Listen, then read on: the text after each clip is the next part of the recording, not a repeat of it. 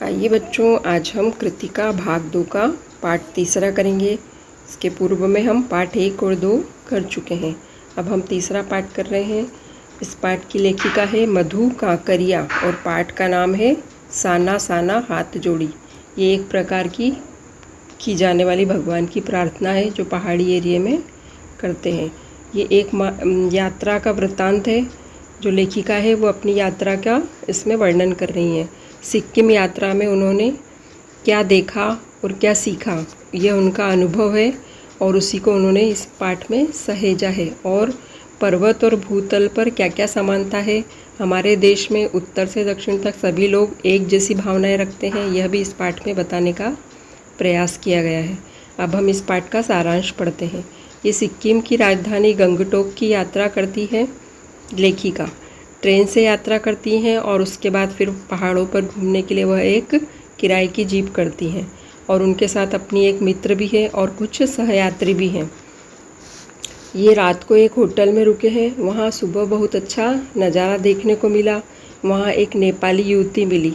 वो अपने छोटे छोटे हाथों को जोड़कर कह रही थी साना साना हाथ जोड़ी। तो लेखिका ने पूछा इसका अर्थ क्या है, तो उसने बताया मेरा सारा जीवन अच्छाइयों को समर्पित हो, ये इसका अर्थ है। रात को वहाँ का नज़ारा बहुत खूबसूरत था। वैसे तो गंगटोक की सुबह शाम रात सभी बहुत खूबसूरत होती है, पर रात की जो लाइटें थी वो पहाड़ के नीचे देखने पर ऐसी लग रही थी जैसे कि सितारों की झालर लगी हो और चारों तरफ तारे ही तारे बिखरे हों, और वह बहुत अच्छे से सुंदर लग रहे थे, टिमटिमा रहे थे।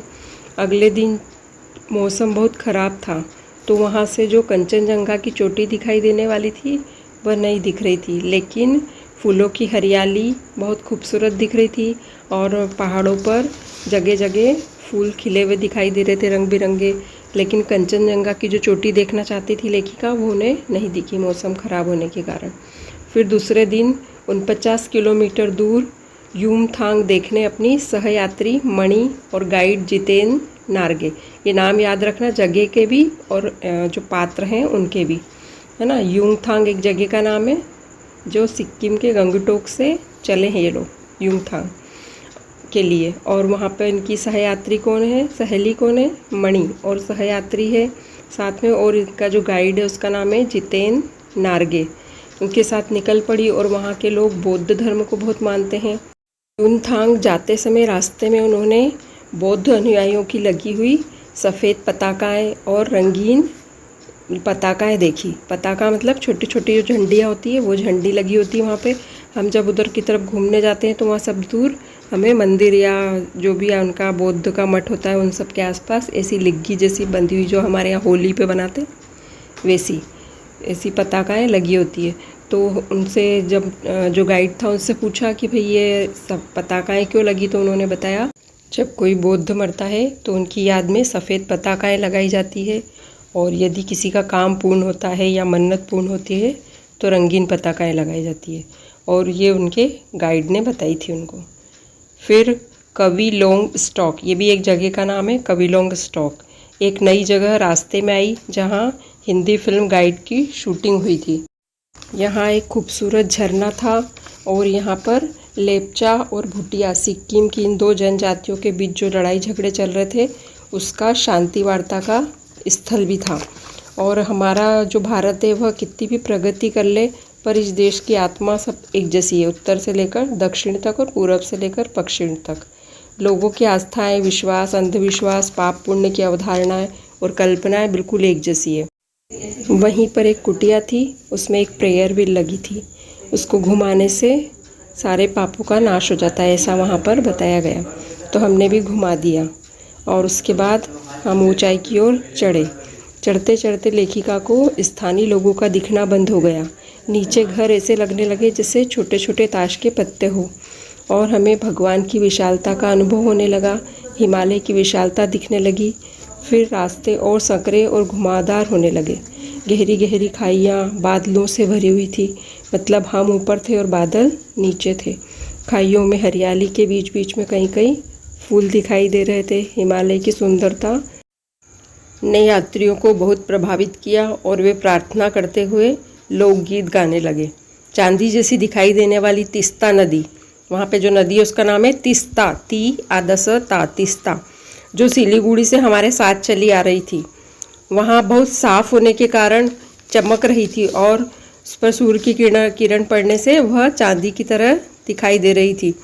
वो नज़ारा देख बहुत ही प्रसन्नता हुई और उन्होंने हिमालय को सलामी देना चाही कि उनकी जीप चलती हुई 7 सिस्टर्स फॉल के सामने जा खड़ी हुई।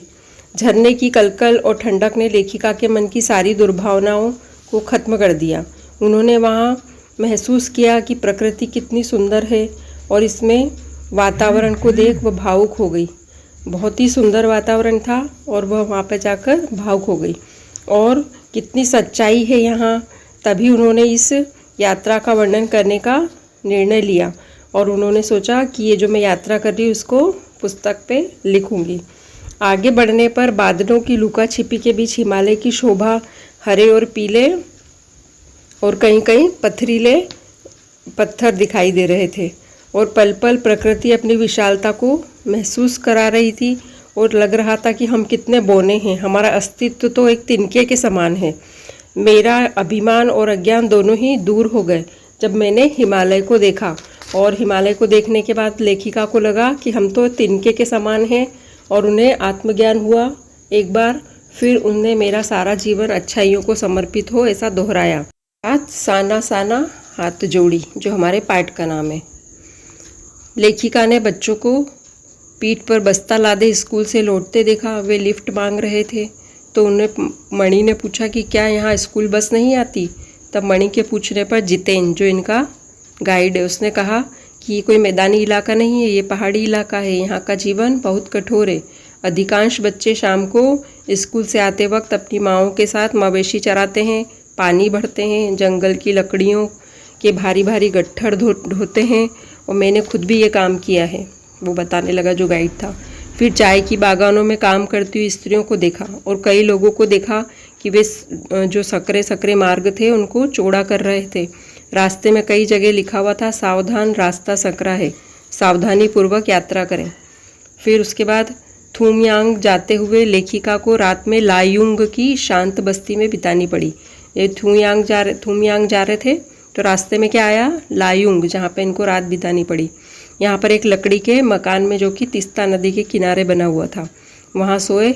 फिर सुबह सुबह हाथ मुँह धोकर नदी के पास एक पत्थर पर जाकर बैठ गई और देखा कि कैसे झरना नदी में मिल रहा है।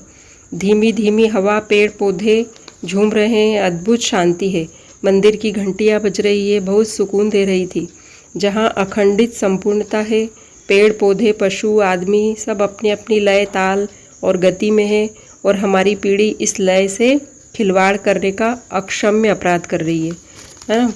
हिमालय मेरे लिए कविता नहीं है, अब दर्शन बन गया है। लायुंग की सुबह बेहद शांत और सुरम्य थी। बर्फ़ देखने की इच्छा लायुंग में पूरी नहीं हो सकी तो हमारे लिए बर्फ़ के पहाड़ देखना जन्नत के कम नहीं था, क्योंकि हम मैदानी इलाके में रहते तो अगर हमको बर्फ़ के पहाड़ देखने को मिलते हैं तो बहुत खुशी होती, बहुत अच्छा लगता है, स्वर्ग के समान दिखाई देता है। फिर एक सिक्किम के युवक ने बताया कि प्रदूषण के चलते यहाँ स्नोफॉल कम हो गया है। आप यदि कटाव जाओगे, तो कटाव भी एक जगह का नाम है, वहाँ जाओगे तो वहाँ पर बहुत बर्फ़ मिल जाएगी। कटाव हमारे भारत का स्विट्ज़रलैंड है। जैसे स्विट्ज़रलैंड 12 महीने ठंडा रहता है, बर्फ़ गिरती है, वैसे ही कटाव भी है भारत में। कटाव और 500 फीट ऊंचा था। वहाँ का रास्ता और ज़्यादा खतरनाक था। वहाँ चारों ओर धुंध फैली हुई थी और वहाँ ताज़ा बर्फ़ से ढके पहाड़ दिखाई दे रहे थे। सभी यात्री आनंद लेने लगे। लेखिका की मित्र मणि ने कटाव को स्विट्ज़रलैंड से भी अधिक ऊंचा और सुंदर बताया। लेखिका ने भी उसे हृदय में समा लिया और वह आध्यात्मिकता से जुड़ गई और ईश्वर के अस्तित्व को महसूस करने लगी और यह विचार करने लगी कि ऐसा ही सुंदर दृश्यों को देखकर ऋषि मुनियों ने वेदों की रचना की होगी और जीवन के सत्य को खोजा होगा। सभी सैलानी सुंदर दृश्यों को कैमरे में कैद करने लगे, मतलब फ़ोटो खींचने लगे। ये टूरिस्ट प्लेस नहीं था, इसलिए ना ही यहाँ दुकान थी। यहाँ महामंत्र लिखा गया था, सर्वे भवन्तु सुखिनः सर्वे सन्तु निरामयः। इसका अर्थ है सभी सुखी रहें और सभी निरोग रहें। और मणि ने सिर झुकाया, कहा, इन नदियों पहाड़ों का संसार कितना सुंदर है। इनका हम पर न जाने कितना ऋण होगा, अर्थात कर्ज होगा। आगे बढ़ने पर इक्का दुक्का फौजी छावनियां दिखाई देने लगी तो ध्यान आया कि हम बॉर्डर के एरिया में आ गए हैं। यहाँ थोड़ी दूर पर ही चीन की बॉर्डर है। फिर हमने एक सैनिक से पूछा कि इतनी ठंड में आप लोग तकलीफ़ होती होगी, -15 मतलब -15 डिग्री सेंटीग्रेड है, आप यहाँ कैसे रहते हैं? तो वह हंसकर बोला कि आप लोग चैन से सो सके इसलिए हम यहाँ पहरा देते हैं। मन उदास हो गया कि हम महानगर में रहते हुए कभी भी ये ध्यान नहीं करते हैं कि इतनी कड़ाके की ठंड में और इतने कठिन माहौल में कोई हमारी सुरक्षा के लिए तैनात है। जहाँ हम 5 मिनट खड़े नहीं रह सकते, वो रात दिन वहाँ पर तैनात रहते हैं। इतने सकरे खतरनाक घुमावदार पहाड़ों का जीवन सचमुच में यात्रा हमारी खोज यात्रा रही। अब हम लायुंग से थुमयांग की ओर चले। रास्ते थोड़े चौड़े थे वहाँ पर, मतलब लायुंग से जब युमथांग की ओर जाने लगे तो रास्ते चौड़े हो गए। अभी तक बहुत सकड़े सकड़े थे। बंदर भी दिखाई देने लगे और घाटियाँ, पहाड़, बादल, खूबसूरत वादियाँ सब देखने को मिली। युमथांग पहुँच गए। ये हमें कटाव से फीका लगा। कटाव बहुत खूबसूरत जगह थी, युमथांग वहाँ पर उससे फीका लगा। वहाँ एक चिप्स बेचती युवती से पूछा कि तुम सिक्किमी हो? तो उसने कहा नहीं, मैं इंडियन हूँ। बहुत अच्छा लगा। रास्ते में गाइड ने चांदनी रात में भौंकने वाले कुत्ते दिखाए। वहाँ जो कुत्ते हैं वो दिन में शांत रहते हैं और रात में जब चांदनी रात होती है तो वो भौंकते हैं। और गुरु नानक के पद चिन्हों वाला एक पत्थर दिखाया जहाँ कभी उनकी थाली से चावल बाहर गिर गए थे। ऐसा बताया जाता है कि जब गुरु नानक जी की थाली से वहाँ पर चावल गिर गए थे तो वहाँ पर तभी से चावल की खेती होने लगी। खेदुम नाम का एक ऐसा क्षेत्र दिखाया जहाँ देवी देवताओं का वास है। जो यहाँ गंदगी फैलाएगा वह मर जाएगा। तुम लोग पहाड़ों पर गंदगी नहीं फैलाते हो? लेखिका ने पूछा। तो उन्होंने कहा नहीं मैडम, पहाड़, नदी, झरने, हम इन सब की पूजा करते हैं। गंदा करेंगे तो हम मर जाएंगे। तभी गंगटोक इतना सुंदर है। मैंने कहा गंगटोक नहीं मैडम, गंतोक कहिए। इसका असली नाम गंतोक है। गंतोक का मतलब होता है पहाड़।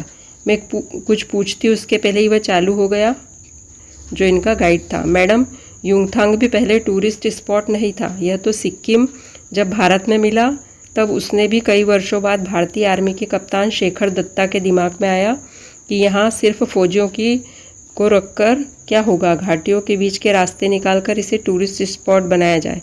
आप देखिए आज भी यहाँ रास्ते बन रहे हैं।